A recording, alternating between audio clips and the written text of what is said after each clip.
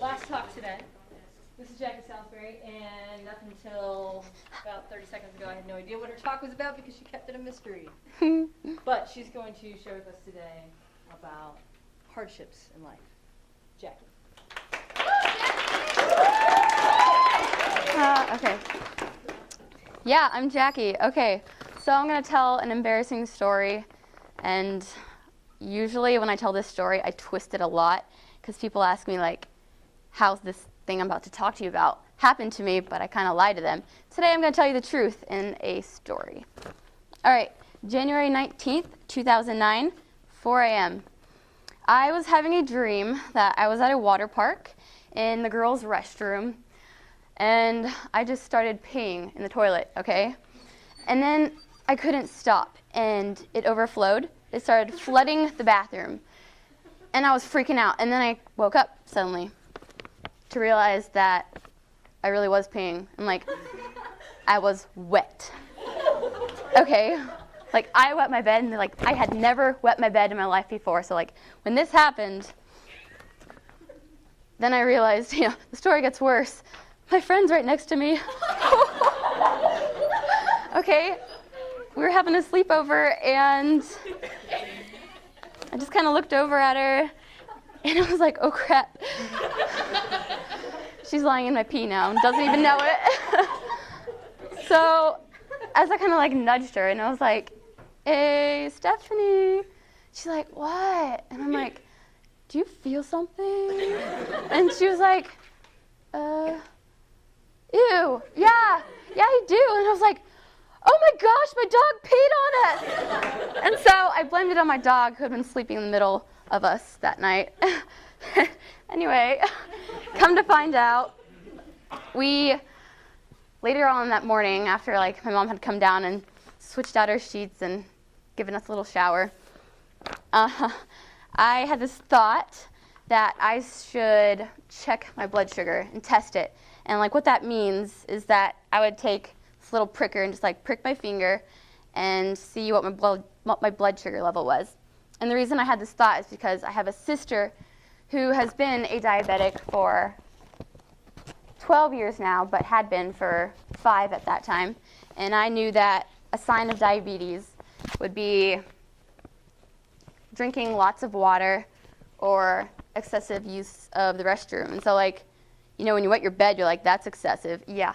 So I had this thought, and I pricked my finger. I saw the level, the blood sugar level, and the number on it, and it was high. And so I told my mom, I called her, I was like, Mom, you might want to come see this. And, like, she saw it, and she was like, oh, crap. And so I went to the hospital, and just after a couple hours, and I had told them that I thought I was probably diabetic. I had a younger sister who'd been diabetic. So, yeah, that's just what I told them. And they came back, and they're like, yep, we're going to diagnose you with type 1 diabetes. And I was like, okay, I kind of know what that means. I've had a sister who's had it since she was 2. So it can't be that bad. But then I'm going to step on my wire. Okay. But then today, it's not just me anymore who has diabetes. My youngest sister also has it. So I'm the oldest of 3 diabetics living at home right now, which is kind of unique because you don't hear very often, like, that many diabetics in one family. And I'm the middle of 5 kids too, and the older 2 are off at college. But being diabetic has completely changed my life, and I want to talk to you about what it means and what it means to be diabetic and what might a day look like being diabetic. And I'm going to drink some water because my mouth is getting really dry. Mm-hmm.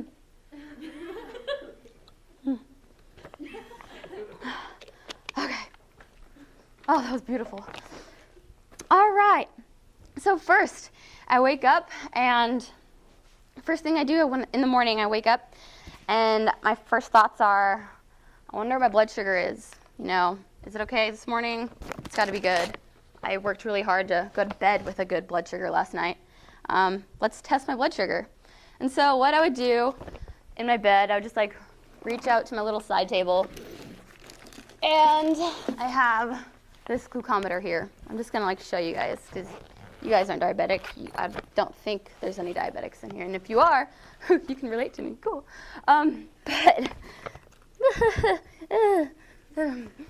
But this is my little tester thing. It is called a glucometer, like I've said, and this number, the number that shows up on here after you use the poker and you prick your finger and you get the little drop of blood and you put it in the test strip onto here and it sucks it up and it reads the level of sugar in your blood. It will tell you basically if that number is high or low, and if it's high, that is not good, and if it's low, that is not good, and if it's high, it's even worse.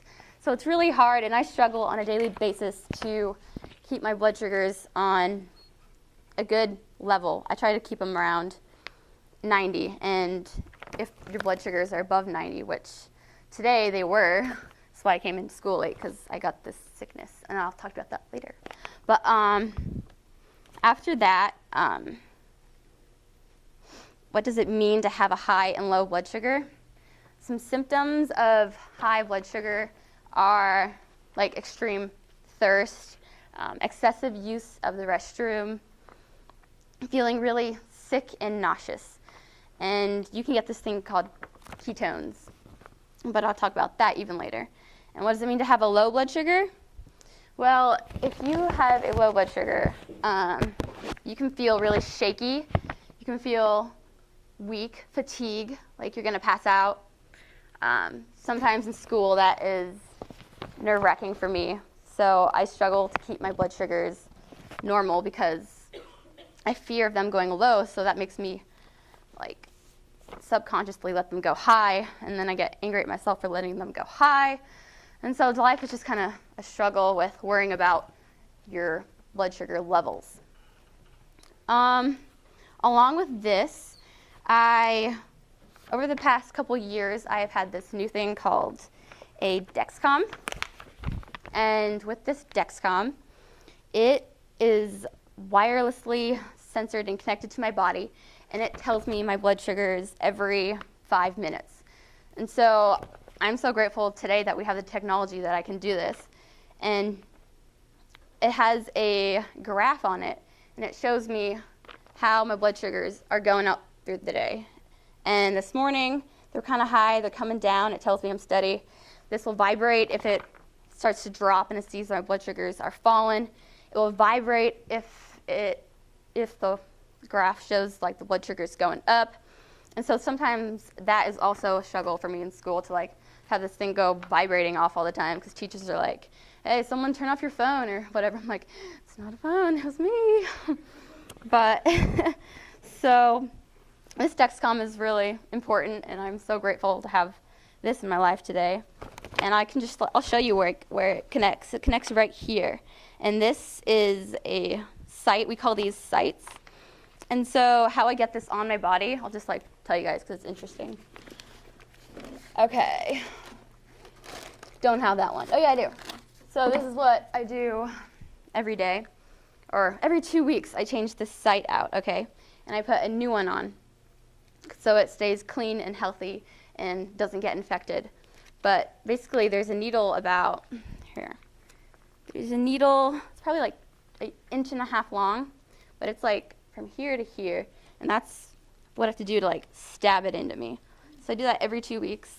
And for those of you who don't like needles, I have grown to just be immune to them. Like, they don't bug me at all anymore. So that's kind of like a fear I've overcome as being a diabetic. Let's see. After I check my blood sugar in the morning and I look at my Dexcom and see how I was over the night and see how my levels are going, and they're going good, then I decide to eat breakfast, you know. And so as a diabetic, I am responsible for knowing how many carbohydrates are in every food I eat.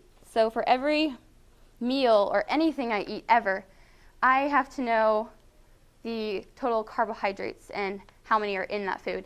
And then I have to add them up, and I have to plug them into my insulin pump here, and that calculates how much insulin I need for the food I ate, for whatever time of day it is, for whatever meal.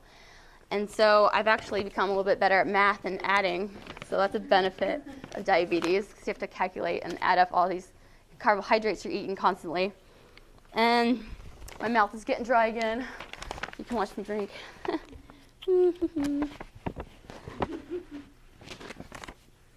Thanks, Claire. Where was I? I'm only on the first page. Holy stink. Okay. So, when I have to like add up all these carbohydrates, and I use the term bolusing, meaning I plug it into my pump here, and how many carbs I ate for a potato I had for lunch or something, and I would plug it in. It would tell me, oh, you need to give this much insulin to accommodate keeping your sugars leveled throughout the rest of the day for that sugar that would come from that potato that I ate. So if that makes any sense, I'll explain it further later. But what is this insulin pump really? I call it it's like my pancreas pocket. It's like my pancreas in my pocket, because my pancreas in my body doesn't work. It stopped working when I was 11 years old and when I was diagnosed with diabetes. And so so for every time I eat, I have to plug in those numbers and bolus. And this tubing here is what connects my pump up to this one. And in this site, I have a little small tube that is in my skin about that much. And so that's how my insulin pump connects to me and gets the insulin through my body after I plug in the numbers, and it calculates how much I need. So after I do that, pretty much I go throughout the rest of my day. Just thinking about blood sugars. My whole life is about control in my blood sugars and keeping them level, because there are consequences if you do not keep them level and in control. And these consequences can scare me sometimes. But let's see. So how has this disease really shaped my life, my lifestyle, who I am? Am I grateful for it? Am I angry because of it? Why me? Why have I been given this hardship? Why me? But it's not just me. I have my younger siblings to fight this together with. Ever since day one, I kind of knew what diabetes was, but not really, even though my sister had it already. I just kind of watched her deal with it and was like, whatever. It's kind of could be tough, but she looks happy. What did she know? She was 5. She can't remember. She didn't know the struggles as much as my parents had to handle it for her. And so from then, once I got it, because I already knew kind of what it was, I knew that my lifestyle would change, because my sister, I'd watched her change her diet and how she would not be able to eat as many sugary foods as her siblings and I would. But that's okay. And I started off giving shots instead of having this insulin pump. And then I had to transition to a pump. And so throughout the years, I had this chance to do a clinical trial. And what that meant is that these sciencey smart people wanted me to participate in their trials where they would test if they could find a cure for diabetes. And so I got really excited, and I said, yeah, sure, I'll participate in your trial. And it was out in Idaho, and it ended up being a really big blessing to my family, because they paid for everything, and all I was doing is helping them try to discover something that could help everybody someday. But from it, I got to know my family relatives better out in Idaho, and it was all free, and they actually paid me a couple $1,000s to go out there and just have them put some needles in my arms and give me these weird injections. But it ended up not working. So with this hope that I could have been part of a big discovery of, the cure to diabetes, and it was a failure, and I was like, oh my gosh, that was really sucky. Why did I even go out there? Well, I realized I became closer to my family, and it was free and it was fun, and I'm grateful that I got to go now. Back then, I wasn't as grateful as I should have been, but I did get to leave home and go to Idaho every 3 months to see to have people poke me and have it fail 6 times because my veins are so weird. I'm serious. They would poke me 6 times just to get one little butterfly thingy in me, whatever they're called. Yeah. All right, so years up until now, I've just learned to get used to diabetes and facing it and being happy with it. I have switched out new pumps. That's exciting. I've learned like all the different types of pumps. I've learned more about diabetes as I've come throughout the years with it. I have learned what it means to lose control and letting your blood sugars go high and low. And when they go high, I think having high blood sugars will give somebody worse consequences than they will if they are low. If I were to let my blood sugars just go loose and just forget about this hardship, and who cares about diabetes, you know? Why should I care? And like, why should I take control of it? What happens if I don't? Well, I can get ketones, and that's kind of what I had this morning. Like, my attitude wasn't like, I'm just going to let it go last night. No, last night I had trouble. This site was infected, so I had to put a new one on, and my blood sugars went wacko, and I was sick this morning, and I was throwing up. And you know you have ketones when you pee on this little thing they tell you to pee on, and the color is either really light, meaning you don't have ketones, no sugar in your bloodstream, like you're good, or the color on this little stick is really dark and it says, yeah, you got sugar in your stream and it's really bad, you need to get it in control, and you feel sick and you know it. So ketones is really kind of one of those things I hate about diabetes, but it's every time I've gotten it, like this morning, I've just learned to push through, and you need to drink lots of water, use the restroom, get that sugar out of your system because your pancreas is not in your body making it work. And so, one more thing with ketones is that when you have it, your body uses your muscle instead of the sugar. So it will start to burn your muscle and you will lose muscle, and that's why you feel sick, because it is not burning the sugar that is in your bloodstream. But I'm here today because I came for a speech because I knew I had to do it. And so I already talked about my Dexcom, and that's pretty cool how over the years science has been so genius as to create this Dexcom where I don't have to prick my fingers as many times as I would have if I hadn't had this Dexcom. I can just look at my Dexcom and know what my blood sugars are. I used to have to check my blood sugar and prick my finger 8 times a day instead of just like 2 or 3 like I do now. Another point, or something that I have come to be very familiar with having diabetes, are the doctors. I know the doctors very well. They are like my friends, even though sometimes I really get chewed out by my doctor because I'm either doing really well in taking care of my blood sugar levels in my body or I'm not. And lately I haven't been, and over the 6 months she has told me to like really nail it, and I've been wondering like, how come it's so easy to say, just nail it, come on, make your blood sugars steady, you don't need to let them go high, go low, and like it creates frustration. And I was wondering, how come I just can't nail it, you know? How come my blood sugars how come I can't be like everyone else? My blood sugars are up and down, and they're not just like at a steady rate like all of yours.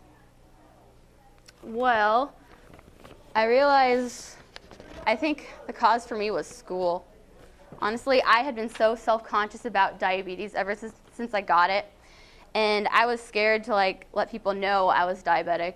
And so I'd go to school, I would turn off the vibrate on my Dexcom so it would not vibrate. It would be silent. I'd go throughout school, my blood sugars would go up, and I'd start feeling kind of sick, or when my blood sugars would go down, I'd start to get a little shaky and almost like I'd pass out, but I'd survive that class period and then go to the nurse and have like a juice. But like that is bad control. And what I realized is that it doesn't matter what people think of me and my disease, because I'm going to have it for forever. So might as well get over the fear of like worrying about what other people think about me and my disease. My sister has it, my 2 younger sisters have it, and like I've just really been thinking about them lately, how they really don't care what people think of them, like having diabetes or like wearing their pump on their outside on a clip on their outfits that day. But me, like from freshman year to sophomore year, I have always been kind of scared to like show people, hey, I'm diabetic. I would like tuck it in these pants, make sure no one knew that I was diabetic. And like if I were feeling low or shaky in class, I'd be like, I'm just nervous right now. Not like the reality, I could have passed out. But so I think it's strengthened me in the fact that today I'm talking to you guys about being diabetic, because I'm getting over my fear of like what you guys may think of me. You guys, I'm pretty sure you guys don't care that I wear this. Like you've probably never thought about it deeply. Like what is that? Well, now you know, and I don't really care. Like it's gonna be with me forever, unless they come up with a cure, which would be really cool. But the likelihood of that is not super likely. So I'm just letting you know, diabetes is not fun and it's not easy, but it is a self-confidence booster. My confidence has grown today because I'm talking to you about being diabetic. Let's see. No cleavage. Ooh. Okay. Lastly, sorry. Yeah, I've experienced the loss of motivation in being aggressive in managing my diabetes. So, but the doctors nail on me for that all the time. And I realize that aggressiveness in diabetes is extremely important. And I'm so grateful for my family because they, above all people, have motivated me more than anyone to grab control of it so I can be healthy and live a happy, healthy life. Let's see. I get to experience things as a diabetic that others probably don't get to experience as much as me because they were diabetic. So recently, in the past just couple weeks, I think it was 3 weeks ago, I was at a rugby game and I started like dry heaving on the field, and like everyone knows I'm diabetic on that team because I had to tell them. I was like, guys, I'm gonna play rugby, you gotta know I am diabetic. If I pass out, you need to like grab my red shot here and like stab me, and that will bring me back to life. And so, but at this game, I started dry heaving on the field, kind of puking up, and then I just kind of collapsed, and they all thought I was gonna go unconscious. And then I started freaking out because I was wondering what was happening to me, but I knew it wasn't like diabetes related that day. So I was actually just feeling really sick and I had a heat stroke. But because I am diabetic and they knew that, they were like, oh, she's diabetic, call an ambulance. So they called an ambulance on me, and guess what? The ambulance came and they took me to the hospital. And I was like, this is really pointless because I just had a heat stroke. All they needed to do was just like cool me off, put some water on me. They don't need to like send me to the hospital. So that was a really big bill that my parents had to pay. And those are like the little type of things that me as a diabetic, I get to experience, and that you guys have no idea what's like. So, but it was kind of cool. I got some cool pictures, and like on Instagram, everyone was like, oh, I feel so bad for you. And I was like, it's more fun than not. Because I made a new friend in the ambulance, whatever. Yeah. Okay, so those, I have lots of little stories like that where I'm like, if I weren't diabetic, this would have like never happened. You guys would have never acted that way. But because I am diabetic, I have all these people freak out. And like, if you think I'm gonna like pass out or something, don't call an ambulance on me, okay? I swear. I have this little shot with me. I'll make you aware of it too. Because like the nurses tell me to tell people, hey, tell them you got this shot on you. But I never have because I've always been afraid. I'm not afraid anymore. Okay, if I ever have a low blood sugar, people around me are supposed to know that I have this shot, okay? And what it will do is that if you take this liquid in here and you mix it with this, shake it up, and put it back in here, and like I'm on the floor lying unconscious, you just take this and you put it in my thigh and I'll just like wake back up. And I've always wanted to like have this happen to me because that'd be a cool story. But sadly enough, that hasn't happened. Well, it's not that sad, but I think it'd be cool to like have a cool story like that. I like stories. All right. And so basically, I'm just going to come to my conclusion. I could keep going on, but no, I'm done. My point today is not to just inform you of the challenges I face on a daily basis, to make you feel bad for me and be like, oh my gosh, I am so sorry for you. Don't feel sorry for me. I mean, I am so grateful for this challenge in my life. It's made me a better person.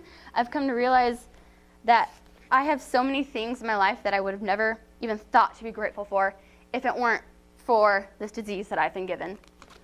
Examples is that I have learned to be grateful for a dad who works for Eli Lilly, because Eli Lilly is the found home of insulin, and like insulin was born in this company. My dad works for this company.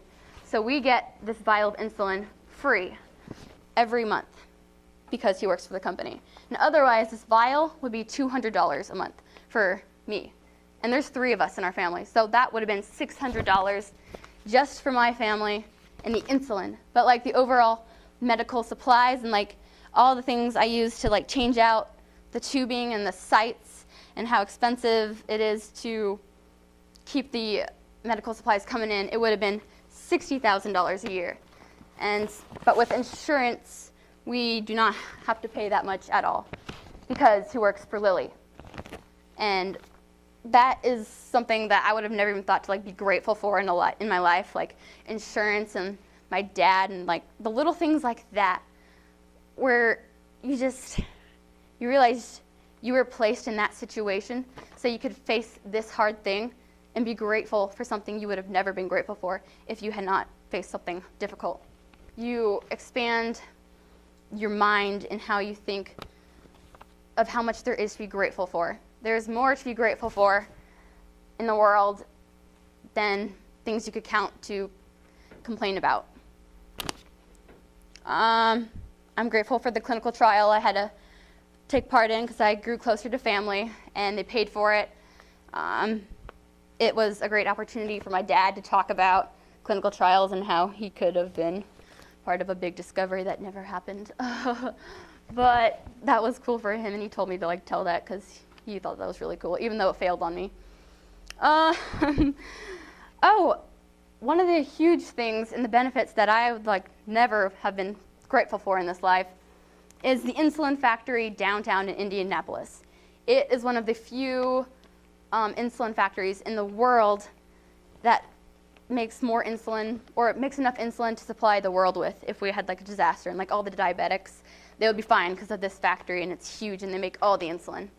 And so like if there was ever a disaster, I live in Fishers, like Indianapolis is just right there. I could get on my bike and go down there and like I wouldn't die like some people in Africa might, because they don't have an insulin factory right there. So that's one thing as a diabetic I'm grateful for. I live next to one of the biggest insulin providers for the world, and it's in Indianapolis, which is really neat. Let's see. Last paper. Woo-hoo. Okay, so my appreciation for medicine has grown. My appreciation for technology has grown. My Dexcom, I have my pump. I even have my phone. And sometimes when I don't know the nutrition facts or how many carbohydrates are in a potato, I'll ask my phone. Here, I'll show you because it's kind of cool. Siri not available. Connect to the internet. Okay, usually I tried this before and I was like, Siri, how many carbohydrates are in a potato? And he was like, 34.2 grams are in a potato. And I was like, oh, great. See, just like little things like that. Technology can help me like figure out how many carbohydrates or how many, just anything really. How many carbohydrates is what I use it for though. And I ask Siri because I'm too lazy to type it in on the internet. Although like phones are like awesome and stuff, I'm grateful for my expanded knowledge of like nutrition facts and food, because like it could come to use if I'm babysitting. Oh yeah, this is a cool story. I was babysitting last couple weeks ago for this family, and their little girl is diabetic, and the parents were like, hey, you got it? She's diabetic. I'm like, yeah, I'm diabetic. I got this. And she was like, how many grams are in an apple? And I was like, let's just do 15. So like just little things like that where I'm more knowledgeable than like some other babysitter would have been.